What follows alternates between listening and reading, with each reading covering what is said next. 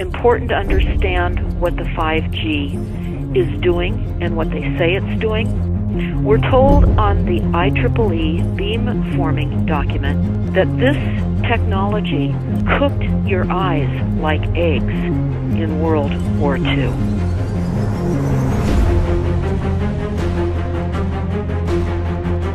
And you all need to understand these are military weapons.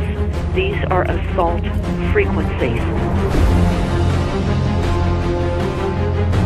If you garner nothing more than that, that's what you need to know. It's microwave radiation warfare, is what this is.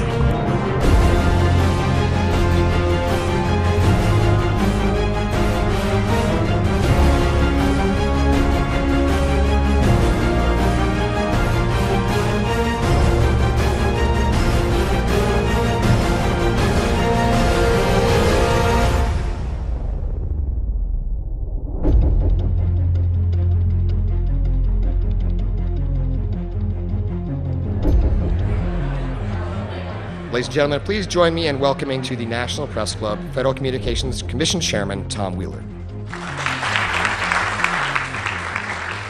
It's an honor to be here at the National Press Club. The first generation wireless, 1G, was voice. The second generation, 2G, allowed both talk and text. The third generation, 3G, the internet, in a limited way. And today's technology, 4G, completed that digital migration. But if anyone tells you that they know the details of what 5G is going to become, run the other way. This video is brought to you by the number 5 and the letter G. And pretty soon, everything else will be too. I have to tell people 5G is a killer. I'm Mark Steele. Anybody who hasn't heard me, I'm a weapons systems head-up display expert, one of the leading experts in the world. I've actually broke cover in relation to this, and the reason I became an expert was because I invented them. What I'm going to say to you today, do not believe a single word I say. Not one. I want you to do your own research. You'll find it's absolutely terrifying. You got your body card? Aye, oh, good lad. Right, because I'm talking to that. This 5G roll-up is a weapon system. I've got a letter in with central government because I know about weapon systems more than anything other. In Britain, in a place in the north of England called Gateshead, a scientist there called Mark Steele has been very publicly and actively warning people about the effects of LED streetlights, which he says in Gateshead are emitting now 5G. Right, what's the crack? Hey, lads. I'm just having a word with these Gateshead council workers about replacing these transmitters on these lights that are causing harm and assaulting the community. This is an existential threat to the economy, to the environment and humanity. If these transmitters are everywhere, then everyone's at risk, surely.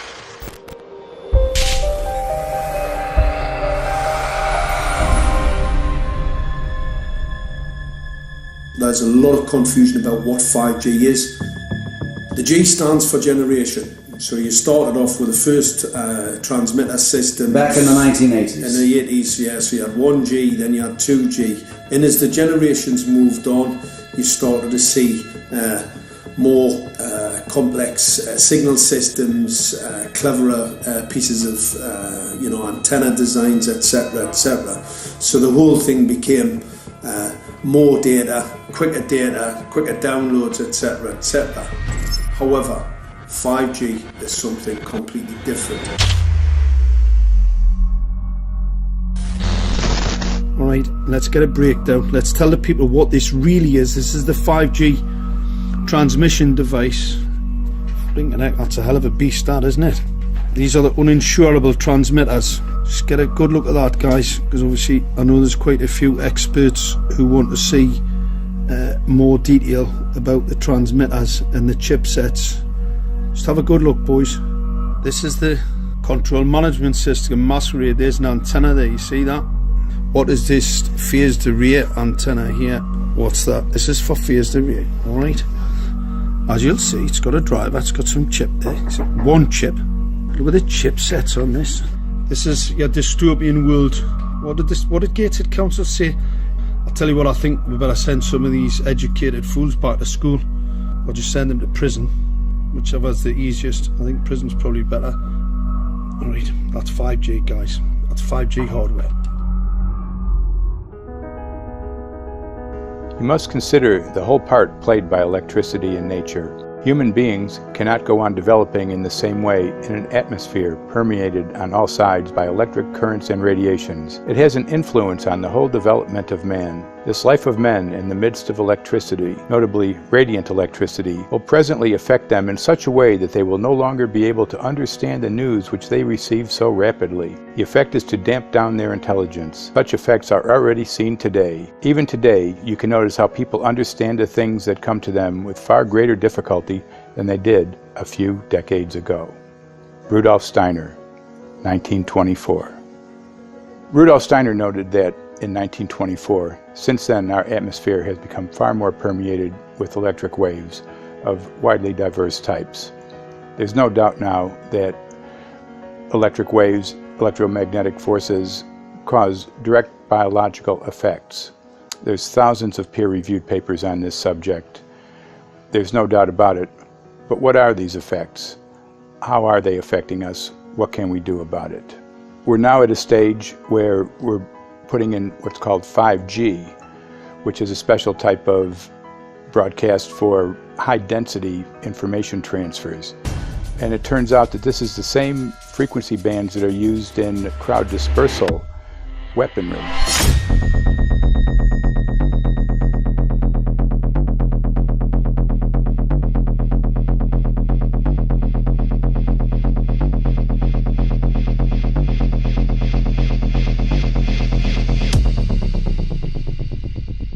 5G, first and foremost, is densification. So it's significantly more transmitters at close proximity to a human, and it is also a sophisticated, illegal, unlawful transmitter.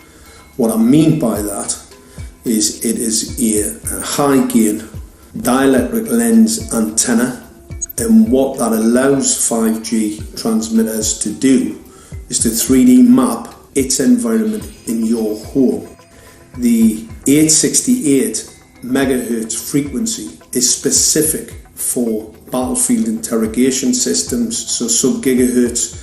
It allows the signal to travel through concrete brickwork with ease, and it can actually data gather. It is a target acquiring system. Phased array is basically radar off the battlefield. It is extremely good at identifying targets and being able to lock onto targets.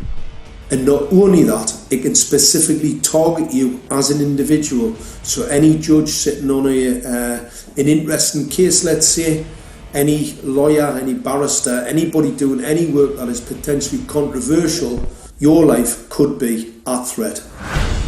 So the antenna design that you currently have on top of these LED streetlights, masquerading as a control management system, is basically battlefield interrogation equipment. The first phased array unit was actually called Mammoth, used by the Germans during the Second World War to identify Allied aircraft. Obviously things have moved on significantly since then.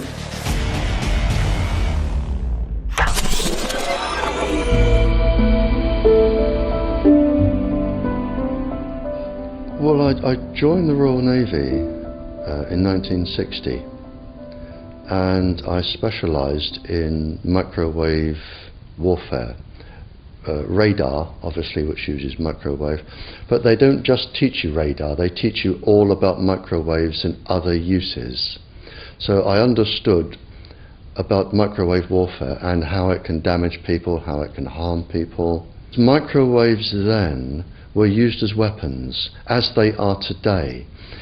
It is a perfect stealth weapon, and when governments don't like a group of people, For instance, the ladies who protest at Greenham Common in England about the American missile base they camped, they were microwaved. We microwaved Catholics in Northern Ireland to make them sick. It goes on all over the world, and it's a weapon that you don't know you're being targeted, because the dose is very, very low, which is actually more dangerous than a high dose. It's very, very low, and it may take a year or two, but you can cause neurological damage and cancers with low-level microwaves, and you can make all your opponents sick. It's a perfect weapon for a government. Our impulses are being redirected. We are living in an artificially induced state of consciousness that resembles sleep. Their intention to rule rests with the annihilation of consciousness. We have been lulled into a trance. They have made us indifferent to ourselves, to others. We are focused only on our own gain. Please understand, they are safe as long as they are not discovered. Keep us asleep, keep us selfish, keep us sedated. Almost immediately, I had neighbours knocking on the door, talking about children bleeding from the nose. I had images posted on Facebook. And one neighbour in particular came to my door and mentioned the fact that since the LED street lighting had been installed, she was bleeding from the nose every single night. I thought it was unbelievable. However, I spoke to another neighbour who lived not far from the first lady who mentioned this, and she also confirmed that since the LED street lighting had been installed, she also had started to develop nosebleeds and had never had nosebleeds before in her life. That then put me on a journey to investigate. I measured microwave radiation levels from the transmitters on top of the LED streetlights. The basic 868 megahertz, it was significantly higher than the current Council of Europe 1815 resolution, which is a maximum of 600 millivolts. I've measured up to over 3,000 millivolts. 5 to 6 times higher than the guidelines. Significantly higher than the current Council of Europe 1815 resolution, which states that 200 millivolts should be the maximum. The Bioinitiative report states that it should be significantly less than that. So we've got the Council of Europe, that's, you know, the international criminal courts are stating that, you know, the learned judges have said that 200 millivolts, and I'm measuring in bedrooms in Gateshead, minimum 600 and up to 4,000. Does this mean that in 2020, 2021, when 5G is destined to roll out globally, that you're going to get those kind of readings everywhere all the time? Everywhere all the time. Worse than that? Worse than that. Yes, 5G will connect the Internet of everything.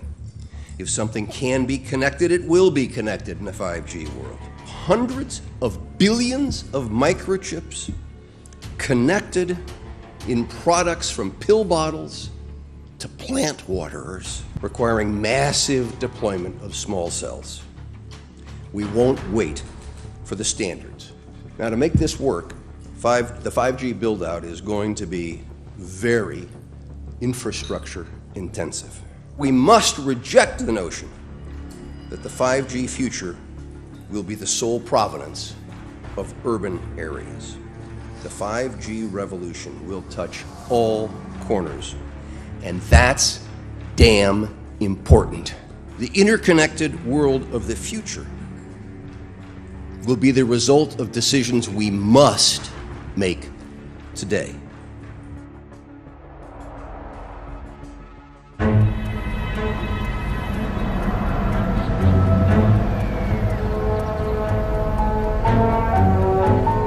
The main issue before us today is Senate Bill 637 and Senate Bill 894, the former by Senator Hune, the latter by Senator Knopf. We're going to invite the first four witnesses in support of the legislation, and that would be John Jones with Sprint, David Lewis and Andy Emerson with AT&T, Neil Krevda with Verizon, and Frank Iacovetti Jr. with T-Mobile. So be straight with me. Is it true? It could be. No, well, very few cases. There was an unfortunate incident out in Iowa. Look, gentlemen, practice these words in front of the mirror. Although we are constantly exploring the subject, currently, there is no direct evidence that links cell phone usage to brain cancer.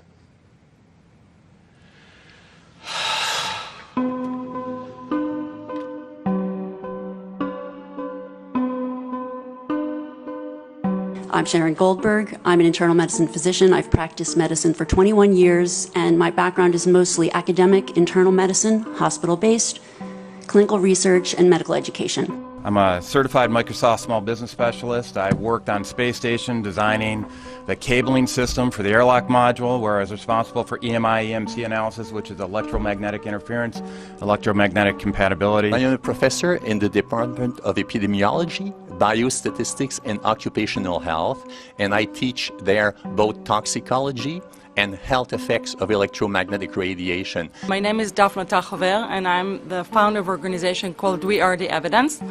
We are an organization that represents the many adults and unfortunately many children who have become very sick from wireless technology radiation. There seems to be a couple false Easter eggs being put out there right now. I want to make sure we dispel that right off the gate. The effects of wireless on health scientifically are very, very clear. So it's always pushed back to the definition of an acceptable level of radiation. And that's what this is, by the way. This is about radiation. Wireless radiation has biological effects, period. My name is Dr. Angie Kolbeck.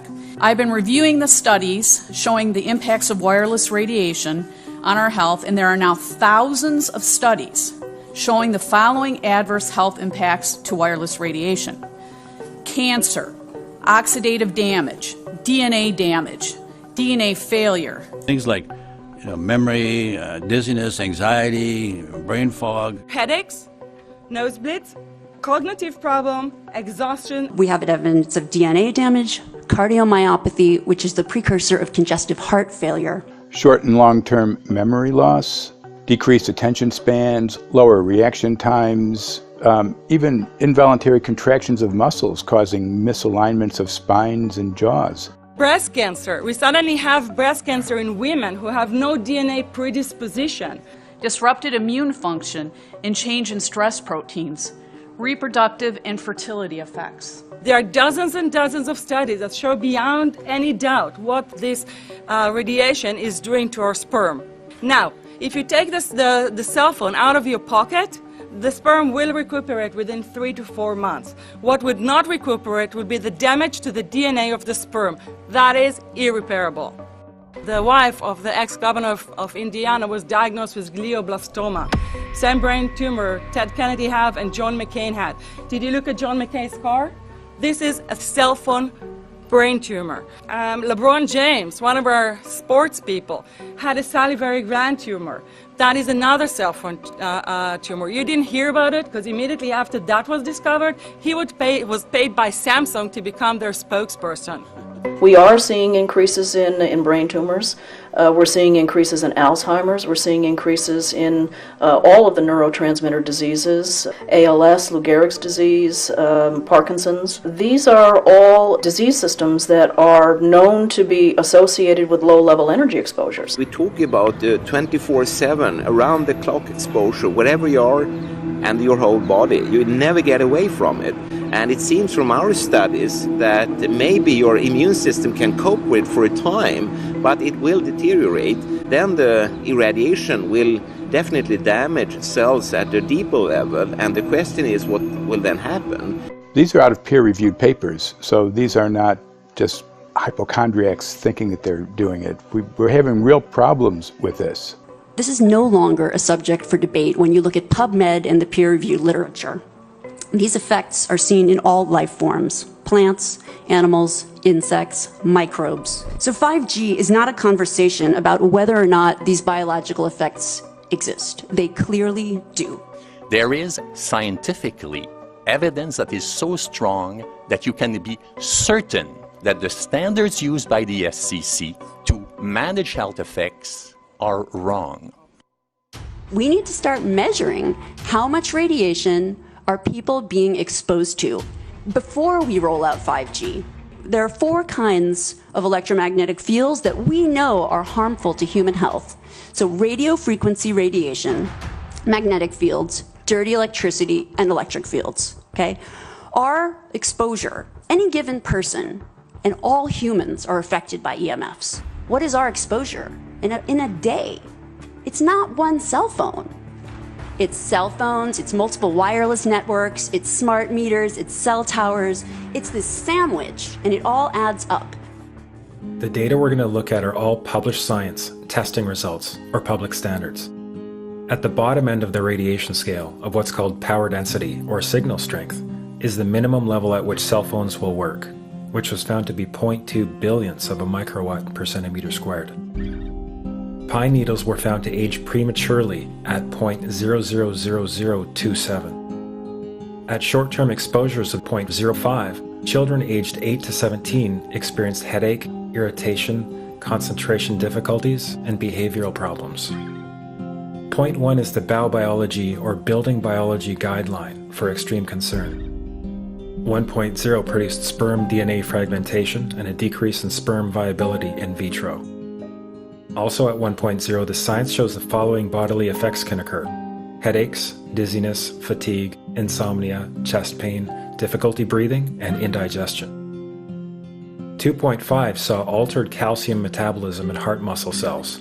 4.0, changes in the hippocampus affecting brain memory and learning. And at 6.0, DNA damage in cells. So, where are smart meters on this list? Electrical Power Institute in December 2010 measured a single Itron smart meter with pulses up to 7.93 microwatts per centimeter squared. Our own testing indicated approximately 8.0 with 1 meter. These tests are at a close distance, approximately 1 foot away from the meter, but an infant's crib could be just as close on the other side of the wall where the meter or bank of meters are installed. Even though there are all these known health effects at levels far lower, Switzerland, Liechtenstein, and Luxembourg see fit to set the standard at 9.5. And China, Poland, and Russia, 10.0. This is the same level at which behavior has been altered, producing reflexes of avoidance following 30-minute exposures. A room of 12 smart meters, very common and even a conservative number in an apartment building, tested at 19.8 microwatts per centimeter squared. This is hundreds of times higher than levels which clearly indicate harmful effects. So, how can utilities and governments get away with forcing these devices on everyone? This is how. In Canada and the US and several other civilized countries, the safety limit is set at 600 to 1,000 microwatts per centimeter squared. This so-called safety limit is literally tens of thousands of times higher than levels which are known to damage health, according to peer-reviewed published science.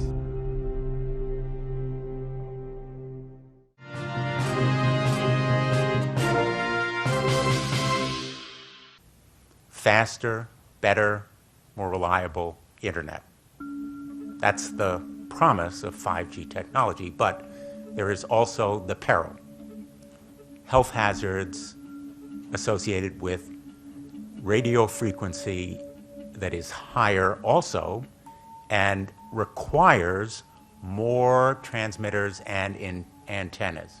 And the stark, simple fact is the health hazards are unknown and unstudied.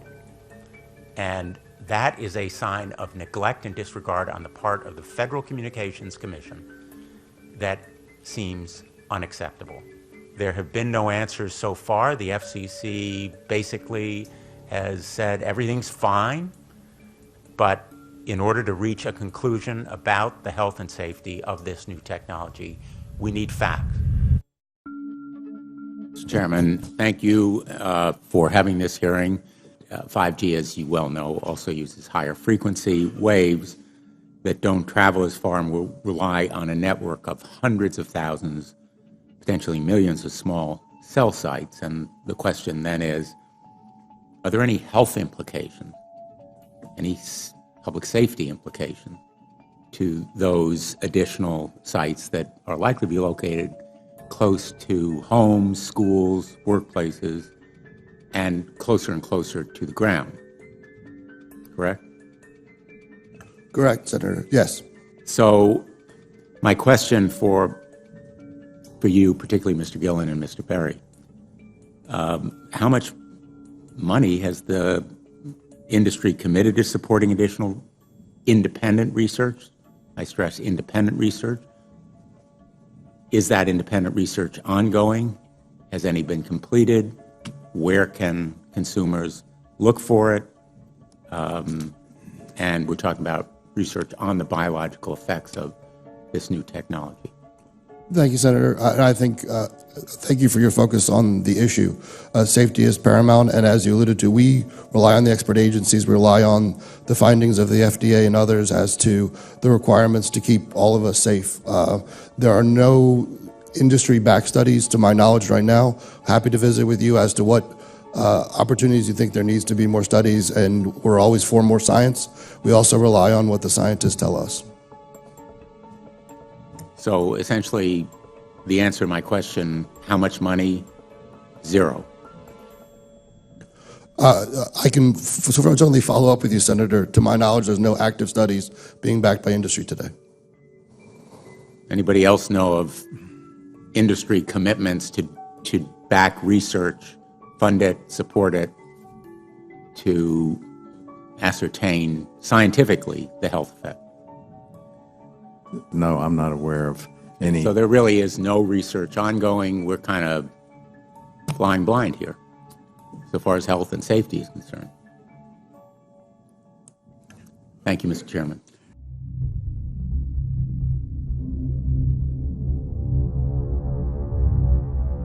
You're a trained medical professional. Yes. We don't have one on the panel. What are we to make with of the American Cancer Society, for example, telling us there's no evidence of harmful product? Many of these organizations have conflicts of interest. Very briefly, if you can, what do you mean by conflict of interest? One of the first things that you teach residents is that you always have to look at the funding. There's a tremendous amount of sponsored research by people who are hired to do studies to find no effect. And that's plagued this field in a number of countries. The radio frequency radiation work that we did was supported by Motorola. The relationship was really very cordial and very stress-free, but only up until we started generating data. These folks were very, very upset and began to talk about how are they going to handle this, what sort of spin can we put on this, what can we expect from this, and from that point on the relationship changed. What we saw was that Motorola began to exert more and more control over the work, telling us what to do, telling us how to write abstracts, what to say in the abstracts, what to say in the papers, how to do the work. No, don't do this. Yes, do it this way. This was unacceptable. I had completed our study of DNA damage, and I submitted the final report to Motorola. They simply weren't willing to accept my interpretation of my study, my evaluation of my study, my knowledge of science at that point, and tried to urge me not to publish the study. Did you hear about people coming to you as far as having complaints about illness? We were made aware of health complaints following installation of smart meters, and we wanted to verify this using our field work. So I measured the field of about 30 different people while they stood 1 foot in front of the smart meter, and in every single case, the human energy field was obliterated as they stood in front of the smart meter. So in our first slides, what we see is normal cells, and the structure of the cells is intact and sound. This is what we would expect from a normal sample. So after 2 minutes of exposure in front of the smart meter at about 1 foot away, we see a totally different story. Sample 1, you can see a lot of degradation in the cells. The cell walls have been broken, and you see changes in the cells which are called mycoplasma. It shows a mutation to the cell. In the second sample, we see a different type of degradation to the cell membranes. You can see a corrugation here. This is called bottle cap formation, and it's known that this occurs due to oxidation or exposure to free radicals. So this third subject, when we did her sample, she had to be pulled away from the meter after 45 seconds because she complained about an increasingly severe headache. And here you see a phenomenon called rouleau, where the red blood cells are stacking up, which makes it very difficult for the blood to deliver oxygen to the tissues as they would be their normal function. Every single one of these is a degradation. Every single one of these shows a trauma to the blood cells, and that came from something, and the only variable was the smart meter. The good news in all this is the patient and the blood can return to normal once they have been removed from the influences of these stressors.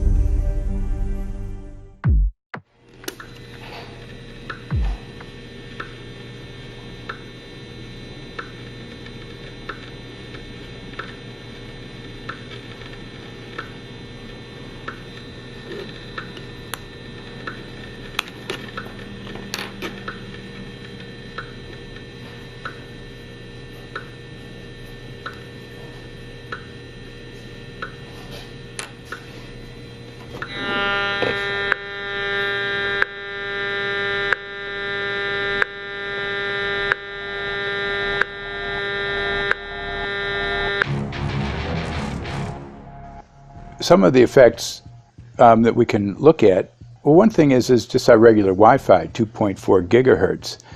That's in the same range as microwave ovens, which are also called radar ranges, because that is radar. 2.4 gigahertz is interesting. It's not the peak absorption rate in water for microwave frequencies, but it's at a point where it allows full penetration, because if it came in at the peak, it would prevent the insides from getting warm. So that's with basic Wi-Fi. Now when we look at 5G, 60 gigahertz, this is what they call active dispersal sort of weaponry, just to keep people back. It burns the skin. It doesn't penetrate, but 60 gigahertz is the frequency of oxygen molecule absorption. Since they have electrons that they share with each other, what we breathe is actually O2, pair of oxygen. So being bombarded with 60 gigahertz could very well impair our oxygen absorption rate in our body, and thereby the whole basis of our living system. Martin Pall says, putting tens of millions of 5G antennas without a single biological test of safety has to be about the stupidest idea anyone has had in the history of the world. So assessing all this, we have experts in various fields: military EMF weaponry, biological effects on humans, firefighters that are getting cognitive impairment by being there in them, countries that are banning these sort of technologies around schools because of the impairment to cognitive. Let's weigh that up in light of what Rudolf Steiner said in 1924 about just mere radio causing the impairment of cognitive functions on people, that they can receive news from around the world, but they can't understand it as well because of the effect of the electricity. We have to say, something smells sinister here. With the 5th generation, it's actually a whole new ballgame. It's not using the same technology. They're switching to military-grade millimeter wave technology. And when you look at this technology, I mean, if you go and look at DARPA reports, come and look at some of the patents that the United States military has put out on what they can do with psychological weapons, all sorts of things, crowd control, active denial, anything you can think of, this is what they can do with 5G. So any type of military application you can think of which has an electromagnetic base, they can do with 5G. And they're putting this out blanket across the population. Ladies and gentlemen, the President of the United States. Good evening, my fellow Americans. In the councils of government, we must guard against the acquisition of unwarranted influence, whether sought or unsought, by the military-industrial complex. The potential for the disastrous rise of misplaced power exists and will persist. We must never let the weight of this combination endanger our liberties or democratic processes.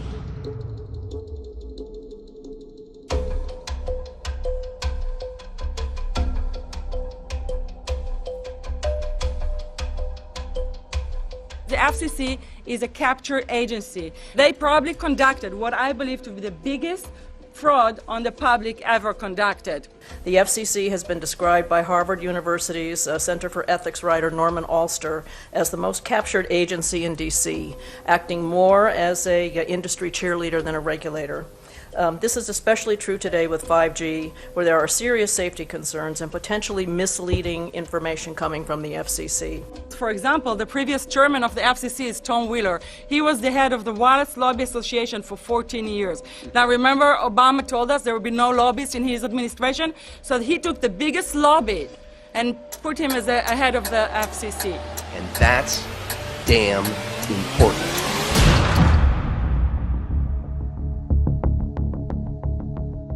In 1993, the FCC started a rulemaking to adopt the IEEE regulations on this issue. IEEE is an engineer association. Why is it that we adopt regulation of engineers who maybe know how to measure this radiation when it's passing a wall, but not when it's passing a body? All our health agencies objected it, saying that it makes no sense to adopt engineer association, that they had not even one biomedical person on their team. They are effectively indemnified against adverse health impact lawsuits when the acceptable limits are higher than the limits actually shown to show harmful health effects. The FCC guidelines were developed for short-term exposures, 6 minutes, 30 minutes, depending on it's a phone or an outdoor exposure.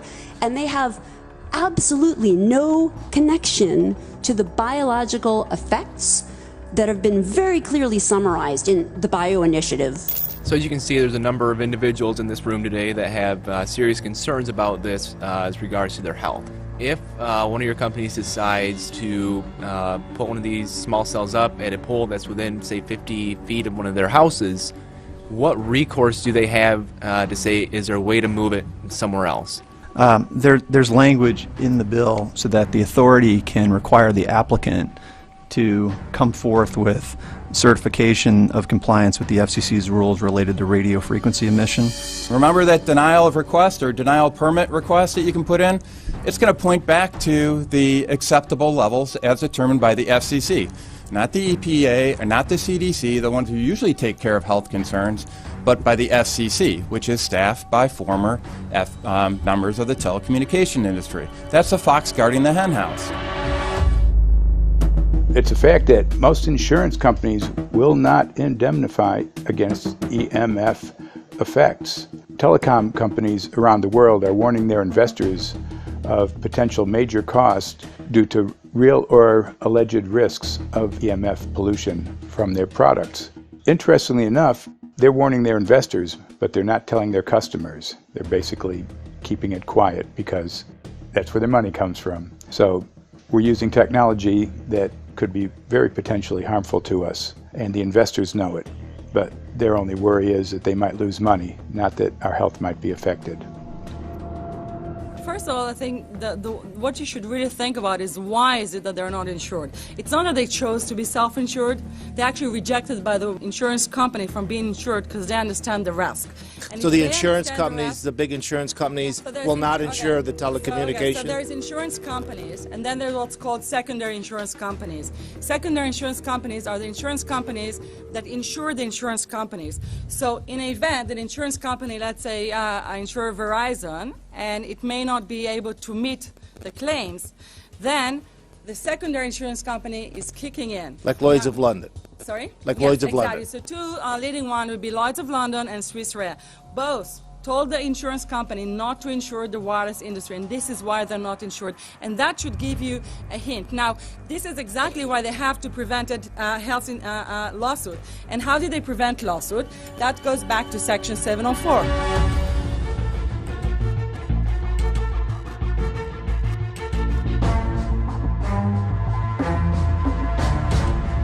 Section 704 was passed in 1996. This is how our rights in regards to health were taken away by the wireless industry. What this legislation did, it gave the power to regulate the health effects of wireless technology to the FCC. FCC is a spectrum auctioning agency. It's not a health agency. They don't even have one biomedical person on their team. And then the other thing that Section 704 did, it actually took the power from the states to regulate location of cell towers based on health. And what does it mean? It means that if they want to put a cell tower in front of your home, you cannot go to your city council and say, hey, stop, I don't want it. I just heard in a lecture that there are 10,000 studies proving that it's harmful. I don't want it. My child is sick. They will tell you, stop. You're not allowed to mention this in the city council because Section 704 says that if you will, and if the application will be rejected, the city will be sued, can be sued by the wireless industry.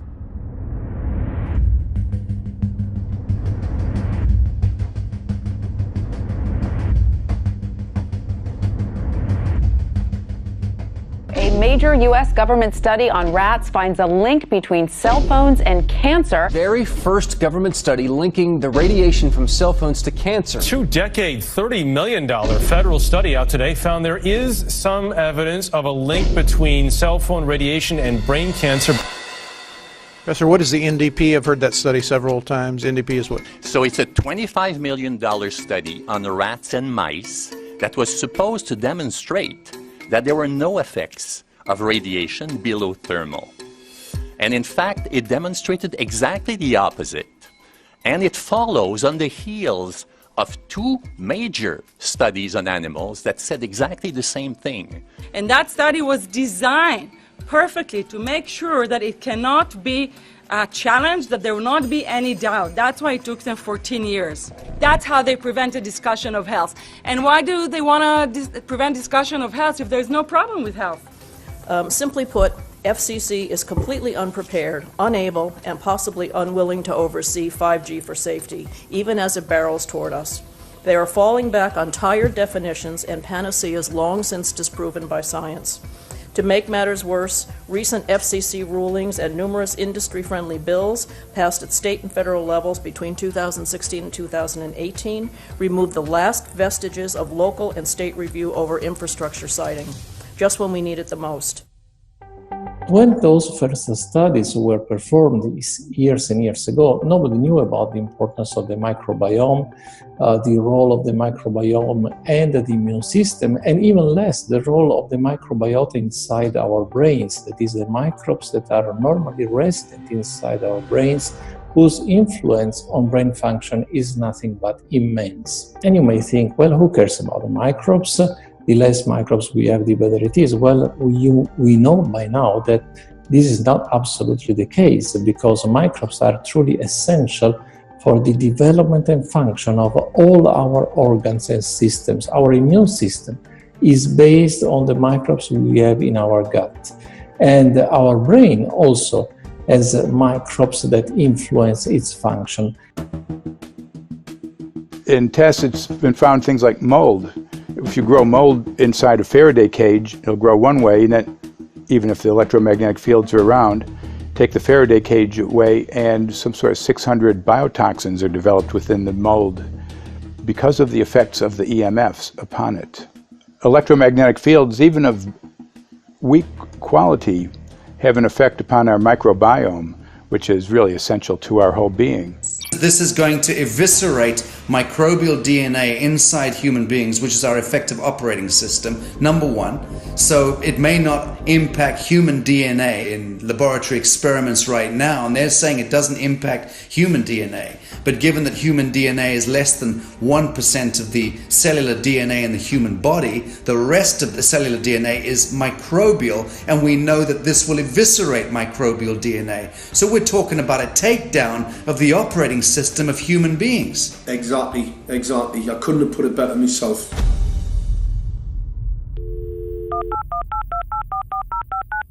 John Brandt. Good morning, Mr. Brandt. Wow, this is Amanda from Virginia. Hi, how are you? Hi, I've been trying to get a hold of you for months now. You guys are covering up chemtrails. No, we are not covering it. We have no reason to cover up chemtrails. Of course, you have every reason to cover it up. Every reason. It's called losing your job. What reasons would that be? Oh, well, you personally, you would lose your job if you were to reveal anything to me, and it's probably unsafe for you to even be speaking about this, considering the types of individuals you work for. It's not unsafe.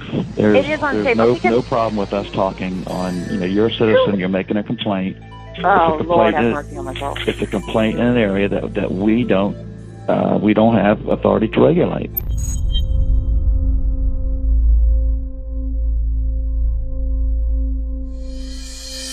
So the connection between chemtrails and 5G.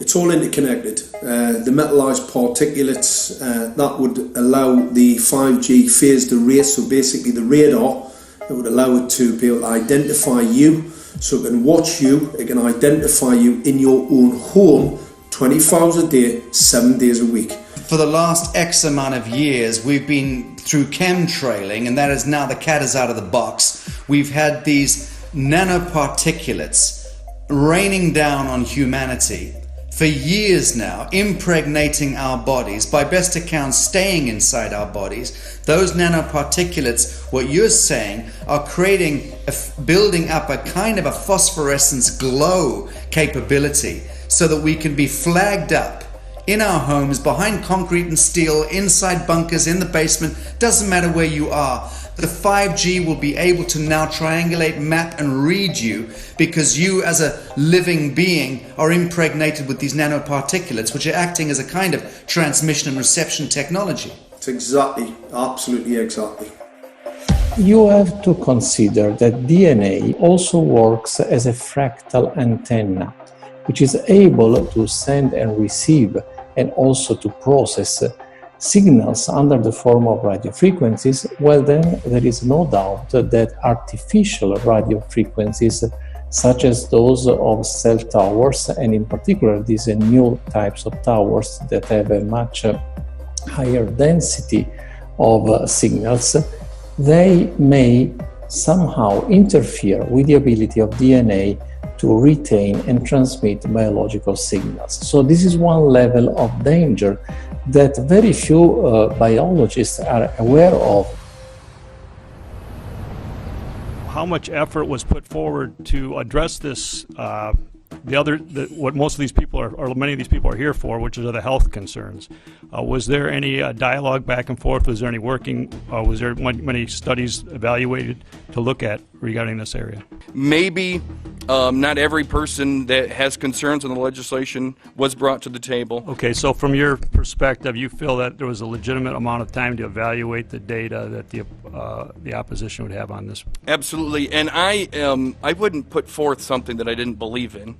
And I'll tell you, as I mentioned earlier, and it's been commented several times amongst the panel here, this is truly an economic development issue. Our 3-year-old, again at home, is outraged when we pull out the driveway and he's not able to access Wi-Fi.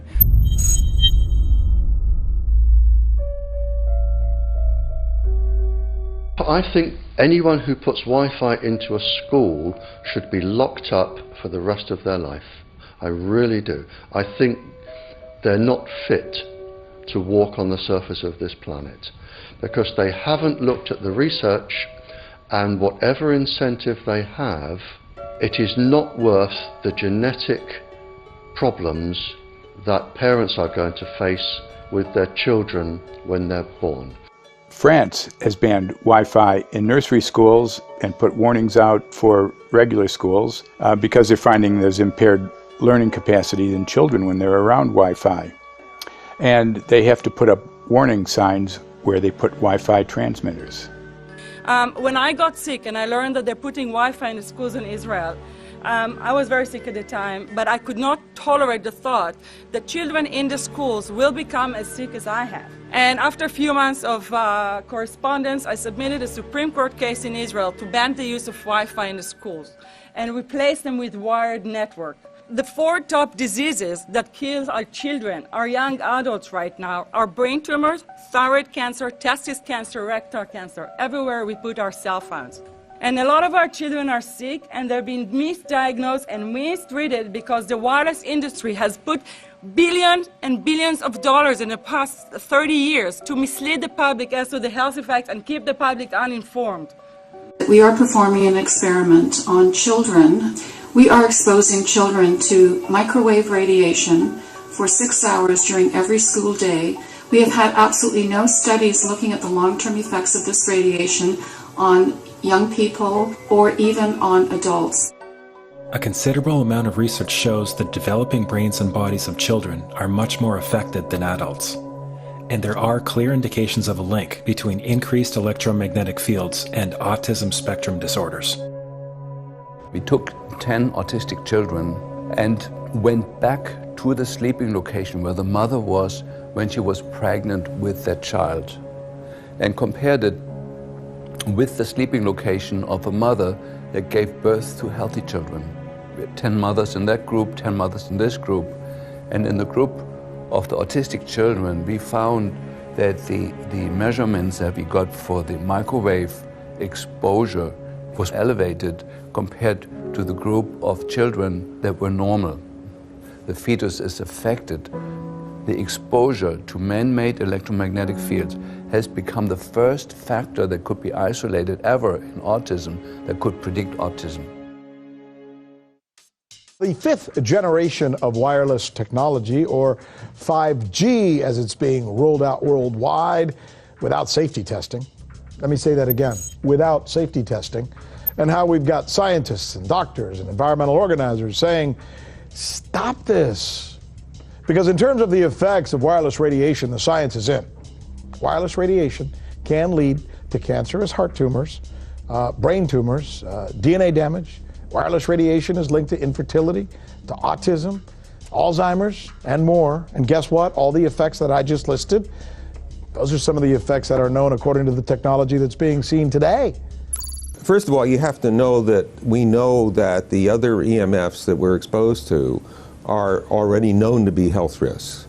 And basically that 5G, because of the frequency that's going to be used and because of the extraordinarily high pulsation levels that will be used, is a much bigger threat to our health than the things that we already have, which are very substantial threats to our health. We're not just talking about the intensity. We're talking about the frequency and the very high level of pulsations. There's a huge literature which shows that pulsed EMFs, EMFs that pulse up and down very rapidly, are in most cases much more biologically active than our non-pulsed EMFs. Every single wireless communication device communicates via pulsations, but the industry completely ignores this issue. The problem with 5G is that they're planning to put out tens of millions of these antennae all over the place without doing one single biological safety test. Are you implying possibly that we, the consumers, are the guinea pigs since they haven't really done tests to see the effects in a smaller setting? I mean, that's not an implication, it's a statement. We are, yes. Cancer is not the main concern that I have. I'm really concerned about sperm count and about effects on pregnancy. How many of you know that 1 in 6 American couples is unable to have a child when they want to? How many of you know that last year the birth rate in this country dropped the most that it ever has in recent history, 3% in a single year? People look at the sperm, and people use cell phones, and the sperm, usually sperm swim, and they swim straight. But if you expose them to radio frequency, mobile phone waves, they swim in a circle. Studies have been done here in Australia, taking sperm from healthy men. And one test tube gets exposed to cell phone radiation, and one test tube is not exposed to mobile phone radiation. And then the results are evaluated. And this is a measure of vitality. We measure how well the sperm swim. This is a measure of motility. This is a measure of mitochondrial DNA damage. They have 3 times as much damage on their DNA if they have been exposed to mobile phone radiation. The data on that are rock solid. Cell phones can damage sperm quantity and quality. Your embryo, your uterus in the fetus, where your child is developing for the first 100 days, in the ovaries, the eggs do not have that protection. So they are at maximum risk from radiation. And for the first month or so, you wouldn't even know you were pregnant. You wouldn't even be taking precautions. That is the main danger area. So you give birth to a daughter, but her ovaries are now contaminated. She may be normal, she may be genetically damaged, but her ovaries are at the most risk. So when your daughter grows up and she becomes pregnant and has a baby, this is where one of these eggs will be fertilized and come out. So the real damage here is your grandchildren. That is where it is going to show most. Do you think that there is a chance that within the third generation of females, they may be irreversibly sterile? Not in the third generation, but in the fifth generation, and that would for humans be something in the order of 150 years ahead of us. And of course, then it's too late to say that you are sorry, and it's very too late to say stop. There is a wealth of papers. I mean, we're talking about thousands of published papers in the scientific literature, few of which, or sometimes none of which, have entered the official documentations from authorities and likewise. So I think it's really time to have an independent compilation of data. Such was done at August 31st, 2007 in the form of the Bioinitiative report, of which I was one of the authors. And then we put together approximately 2,000 scientific references on a little bit more than 600 pages, clearly saying that if you, for instance, if you are a rat or a mouse or a cell or a molecule, you should definitely not allow yourself to be exposed to this. And in the meantime, we have this full-scale experiment using our own kids. One interesting case, John Patterson, he was a telecommunications engineer in Sydney, Australia. Very brilliant man. For 20 years, John tested Telstra digital systems. Over the time, he realised the dangers of electromagnetic radiation. It disrupts the bioelectric system of your body, which is really your brain, your nervous system, how your muscles talk. And he tried warning of these effects through different agencies, through his company. Got all the test gear out and measured it and drew up a report, and I was immediately removed from service. Finally, in 2007, he took matters into his own hand. He commandeered a used British Army tank and went and destroyed 6 cell phone towers in Sydney, Australia, because he wanted to stop this. He was trying to make a point. The message was that how dangerous it was. You know, these people were elected by us to manage our infrastructure in a responsible manner. That is the sole purpose of government if it's going to exist at all. And if it doesn't do that, then it has no right. It is invalid. So we need to pull this infrastructure down. We really do. But in order to do that, I mean, we can't just be some violent domestic terrorist. You've got to bring this awareness to the people that these towers are doing them damage. You don't need bandwidth that fast. And they're not doing it so you can download movies quickly. They're doing it so they can track every single thing you do and bring in this social crediting system to control even everything you think. There's a story about a lady called Claire Edwards. She was a United Nations staff member, and she was warning of the potentially catastrophic dangers of 5G technology.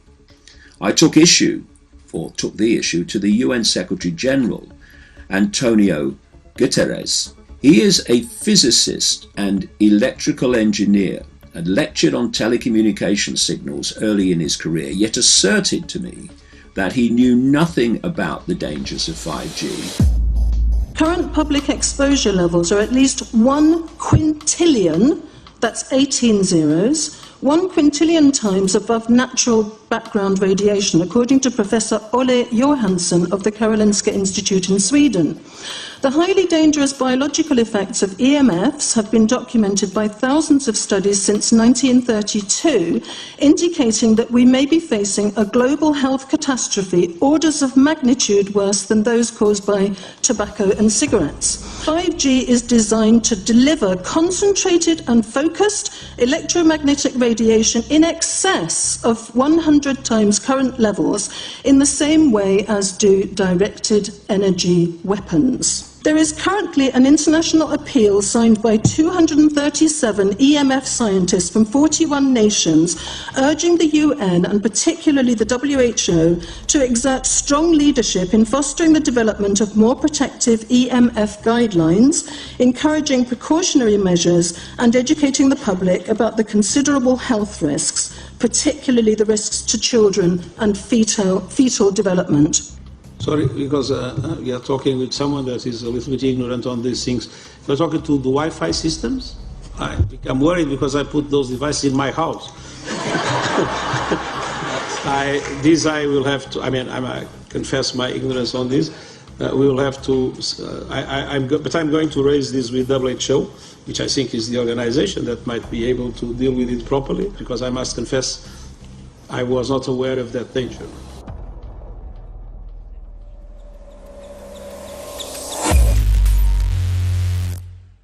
In 1996, when the Telecommunications Act was passed, in it was a provision essentially that kept local officials from addressing health issue concerns when approving or not approving a cell tower. So that's correct. But then something new is happening. We've talked a lot about it on the Solari report, thanks to Jason Bowden-Smith and his website EMF Warriors. But this is new. This is very, very new. So you're basically, sending out an appeal on something that in one sense hasn't happened yet. This is not just an incremental change. This is a big step up.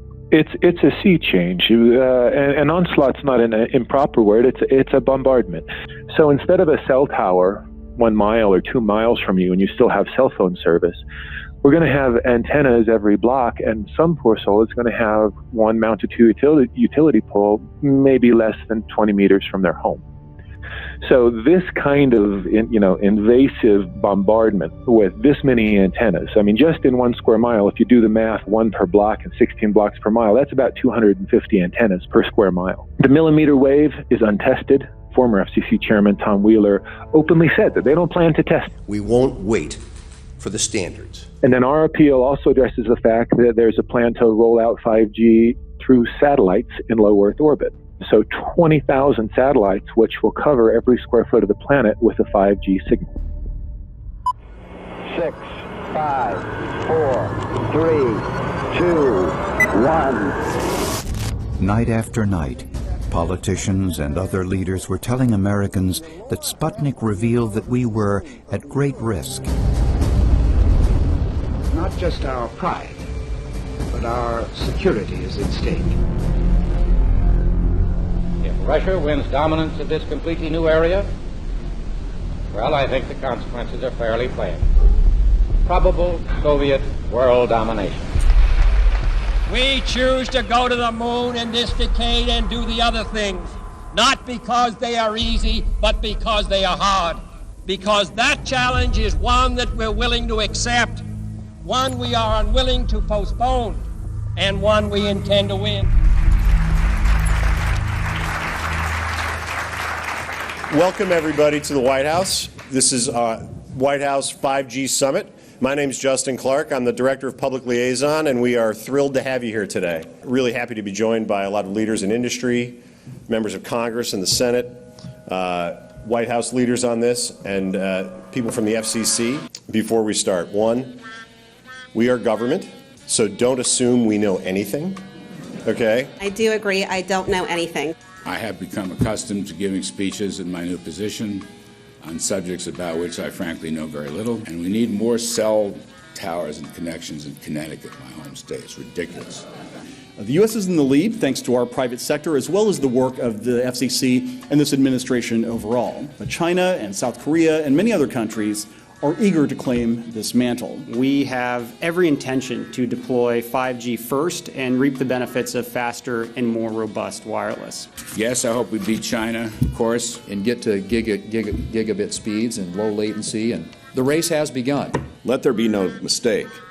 The race to 5G is a sprint. Winning the global race to 5G, it's a national priority. We must bear in mind the national security implications of winning the race on 5G. Today we're talking about the importance of being first in 5G, continued commitment to putting America first in the race to 5G. We're calling it America First, 5G First. Well, our strategy is called the 5G FAST Plan, a plan to facilitate America's superiority in 5G technology. Connected devices for health applications, which I love, has the capacity to make people healthier, as I understand it, a lot of medical applications. Industry is not asking the government for money to build 5G networks.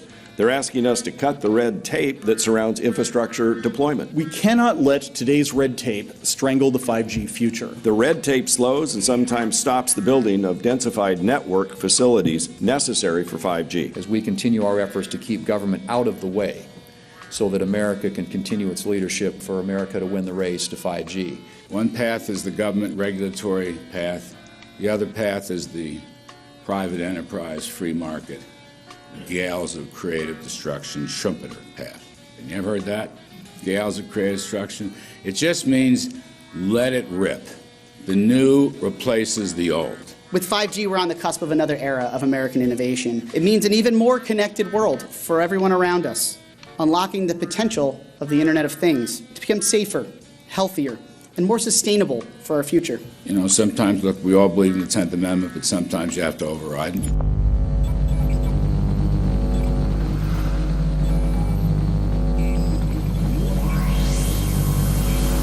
By the way, the 1996 bill permits that kind of override. We're not here to be completely heavy-handed, but sometimes you got to do what you got to do. And some of these states or cities that don't want to cooperate want to shake us down. We can't allow obstacles and barriers to stop this movement. That's all.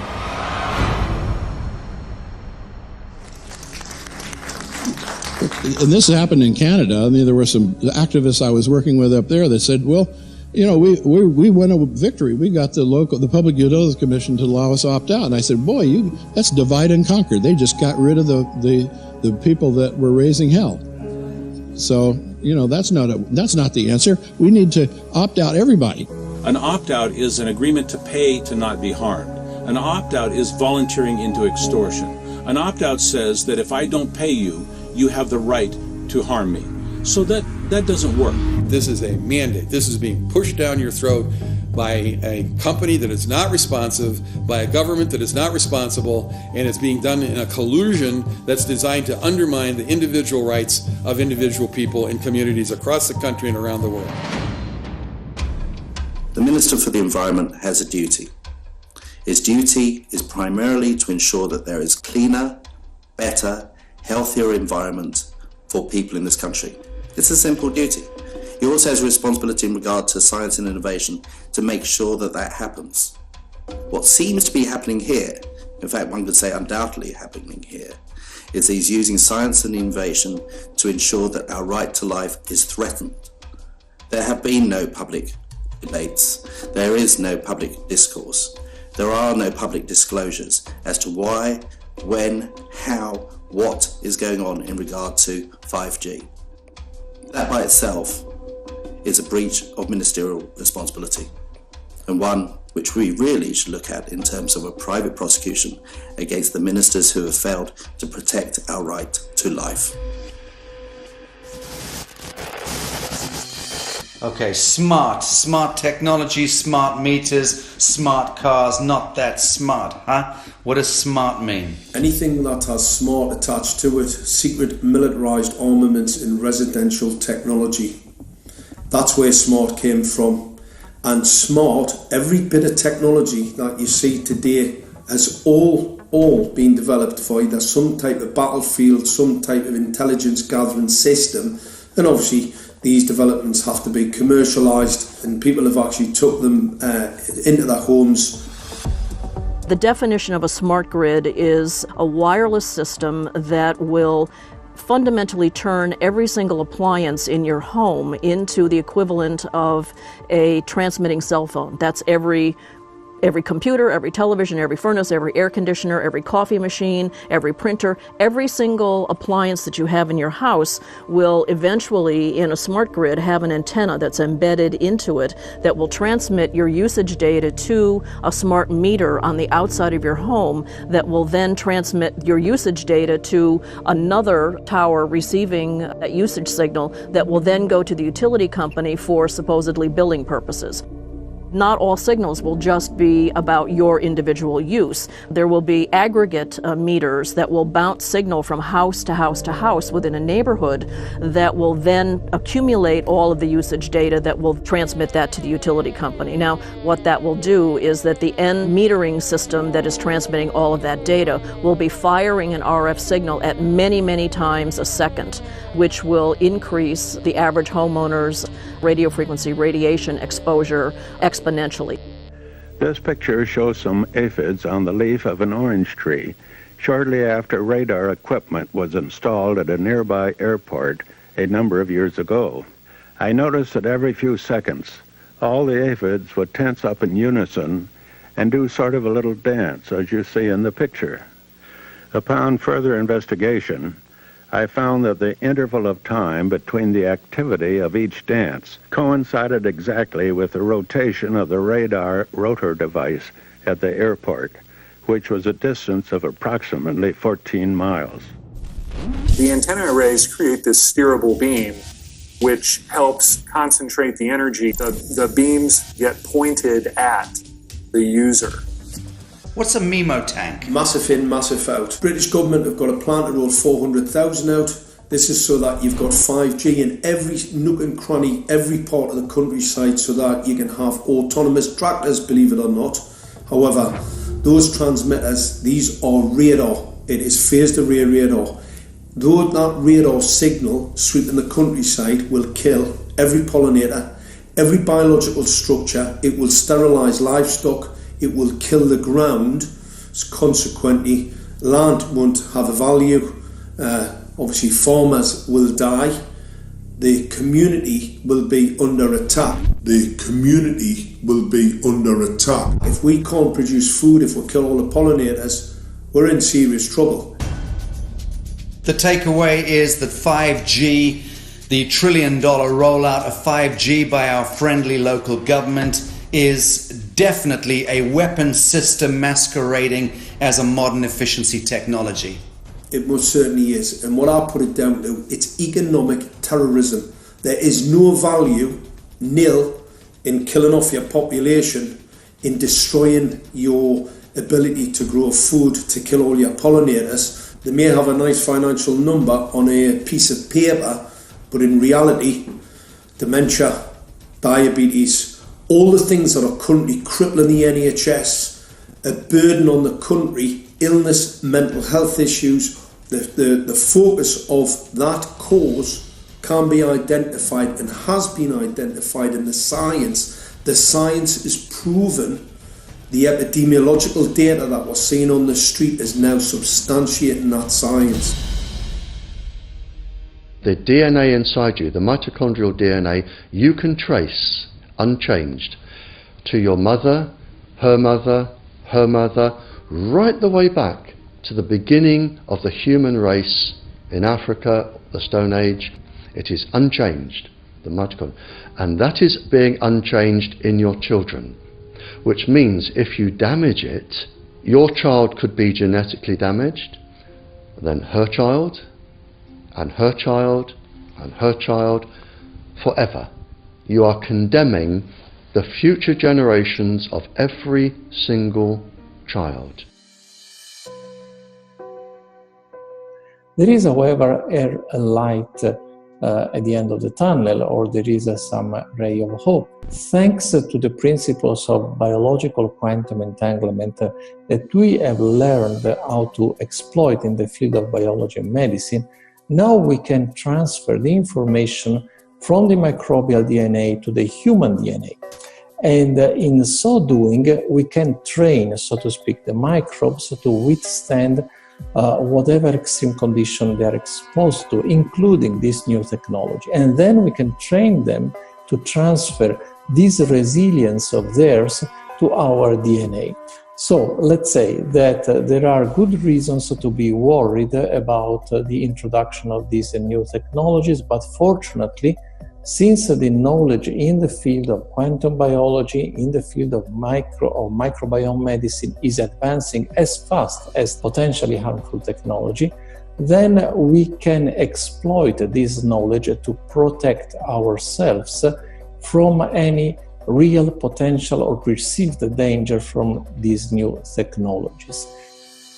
I've met with molecular and cellular biologists, with blood microscopists, with weapons development experts, frontline activists and researchers, and all the stories I'm hearing from these experts and pundits leads to the same thing. 5G is almost certainly the end game. It is an extinction event brought into our homes, into our classrooms, onto the high street, into the very cells and DNA in our human bodies. It is such a perilous threat that it is almost impossible to imagine, let alone describe. When the 5G signature goes live, it will tap into a multitude of satellites which are in geosat orbit around the surface of the Earth. Millions of surface antennas will pick up that signaling and will then scatter the signaling into hundreds and hundreds of millions of different micro antenna systems set up on street lamps and even in your home, which you're not aware of incidentally. The LED light bulbs in your home invariably contain the micro or nanotech lens flare capacitors which will receive the 5G signaling, and it will proliferate the 5G signaling everywhere by exploding the signal into billions of photons which will target everything all at the same time. This is stealth technology. This is invisible science. But what it means in simple terms is that you will be flagged up, visible, trackable inside your own home. Anywhere you move on the surface of the Earth, they will have a lock and load tracking capability over you. You will be visible to invisible masters, each one of us, all the time. Today, our governments and the corporate sector have managed somehow to infiltrate the mainframe of our civilization and are pushing through a $20 trillion infrastructural rollout without any, and I mean without any, health science running behind it. There have been no tests. Your government and your health authorities are either in collusion on this matter of genocide and ecocide, or they're just damned stupid, and I would suggest it is the latter.